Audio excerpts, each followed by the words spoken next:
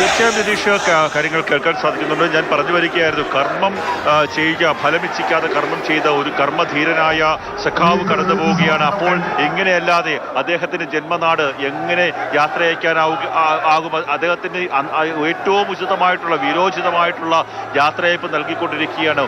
ഒരു രാജാവിനെ പോലെ വാഴുമെന്ന് പണ്ടേതോ ജോത്സ്യൻ PS-നെ കുറിച്ച് പറഞ്ഞിട്ടുണ്ട്. അത് ഇതായിരിക്കാം, ചിലപ്പോൾ അങ്ങനെ പറഞ്ഞു വന്നത് അതിങ്ങനെയായിരിക്കാം അദ്ദേഹത്തെ കുറിച്ച് പറഞ്ഞിട്ടുണ്ടാവുക. ഒരു രാജാവിനെ പോലെ അദ്ദേഹം വീരോചിതമായിട്ടുള്ള ഒരു യാത്രയയപ്പ് അദ്ദേഹത്തിന് നൽകിക്കൊണ്ടിരിക്കുകയാണ്. ഇവിടെ ഓരോ മനുഷ്യരും അവരുടെ മനസ്സിൽ നിന്ന്, അവരുടെ ചുണ്ടുകളിൽ നിന്ന്, അവരുടെ തൊണ്ടയിൽ നിന്ന് ഒട്ടുവാറുച്ചത്തിൽ വിളിക്കുകയാണ്, കണ്ണേ കരളേ VSA എന്ന് വിളിക്കുകയാണ്. 6 മണി കഴിഞ്ഞ് 11 മിനിറ്റ് കഴിഞ്ഞപ്പോഴാണ് VS അച്യുതാനന്ദൻ ഈ റിക്രിയേഷൻ ഗ്രൗണ്ടിലേക്ക് എത്തിയത്, അദ്ദേഹത്തിന്റെ ഭൗതിക ശരീരം എത്തിച്ചത്. ആ സമയത്തിന് മുമ്പ് തന്നെ ഇവിടെ മുദ്രാവാക്യം മുഴങ്ങിക്കൊണ്ടിരുന്നു.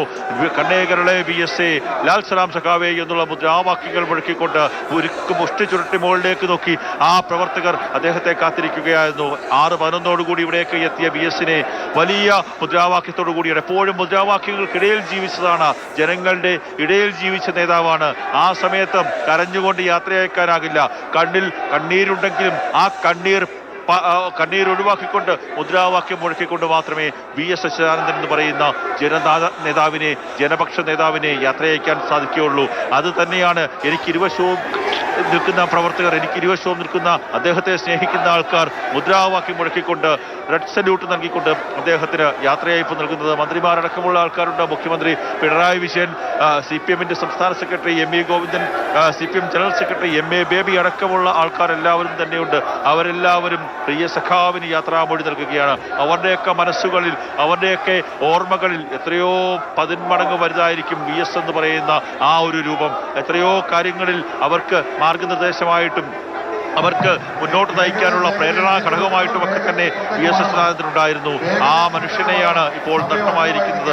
4-5 വർഷം മുമ്പ് രാഷ്ട്രീയത്തിൽ, സജീവ രാഷ്ട്രീയത്തിൽ 88 പതിറ്റാണ്ട് നീണ്ട സജീവ രാഷ്ട്രീയത്തിൽ നിന്ന് മാറി, അനാരോഗ്യം കാരണം അദ്ദേഹത്തിന് സജീവ രാഷ്ട്രീയത്തിൽ നിന്ന് മാറി വീണ്ടും ഒരു മകന്റെ വീട്ടിലേക്ക് മാറുന്ന സമയത്ത് പിന്നീട് ഒരു 4.5 വർഷത്തോളം VS അച്യുതാനന്ദൻ എന്ന മനുഷ്യൻ ജനങ്ങളുടെ ഇടയിലേക്ക് കൂടുതലായി എത്തിയിരുന്നില്ല, അങ്ങനെ എത്തപ്പെട്ടിരുന്നില്ല. പക്ഷേ അദ്ദേഹത്തിന്റെ ജീവൻ നഷ്ടമായി, പ്രിയ വിടവാങ്ങി എന്ന് പറഞ്ഞപ്പോൾ കേരളത്തിലെമ്പാടുമുള്ള ഓരോ ആൾക്കാരും അദ്ദേഹത്തെ കാണാൻ വേണ്ടി VA അരുൺകുമാറിന്റെ വീട്ടിലേക്കാണെങ്കിലും AKG സെന്ററിലേക്കാണെങ്കിലും അതിനുശേഷം ദർബാർ ഹാളിലേക്കാണെങ്കിലും പിന്നീട് ഇങ്ങോട്ട് വന്ന ദേശീയപാത 66 ഓരോ വീതികളിലും ഒക്കെ തന്നെ അദ്ദേഹത്തെ കാണാൻ വേണ്ടി കാത്തു നിൽക്കുന്ന ആൾക്കാരെയാണ് നമുക്ക് കാണാൻ സാധിക്കുന്നത്.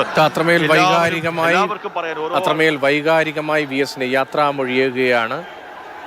ആത്മാഭിമാനത്തോടെ, നെഞ്ചൂക്കോടെ, കയ്യൂക്കോടെ വിപ്ലവ മുദ്രാവാക്യങ്ങൾ മുഴക്കുകയാണ്. അത്രമേൽ അഭിമാനമായിരുന്നു ആലപ്പുഴയ്ക്ക് VS, കേരളത്തിന് VS.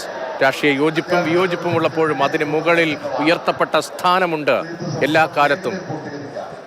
മരണത്തിനപ്പുറത്തിനും അപ്പുറത്തും VS-ന് എന്നത് കേരളത്തിൻ്റെ ജനമനസ്സിൻ്റെ ആകെ വികാരമാണ്. P. ഗോവിന്ദപിള്ളയുടെ വാക്കുകളിൽ ഇങ്ങനെ: തോക്കിന് നേരെ വാരിക്കുന്തങ്ങൾ കൊണ്ട് വിജയിച്ചു കളയാമെന്ന് കരുതിയിരിക്കില്ല ആ ധീര ദേശാഭിമാനികൾ. ആ ധീര സേനാനികൾ എന്ന് പറയുന്നത് പുന്നപ്ര വയലാർ സമരത്തിലെ നെടുനായകത്വം വഹിച്ച, പിടഞ്ഞു വീണ നൂറുകണക്കിന് മനുഷ്യരെ കുറിച്ചാണ്. തോക്കിന് നേരെ വാരിക്കുന്തങ്ങൾ കൊണ്ട് വിജയിച്ചു കളയാമെന്ന് കരുതിയായിരിക്കില്ല ആ ധീര സേനാനികൾ പടക്കിറങ്ങിയത്.